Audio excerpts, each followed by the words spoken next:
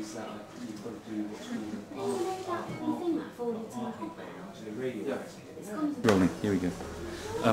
Very quietly, because I should be working, and Amanda's annoyed because I should be writing some copy because she needs to go home. But I just wanted to say we've got 15 screens previewing in conjunction with the Daily Telegraph newspaper, which is a huge, big daily newspaper in this country. It means that we get free adverts worth £20,000-30,000.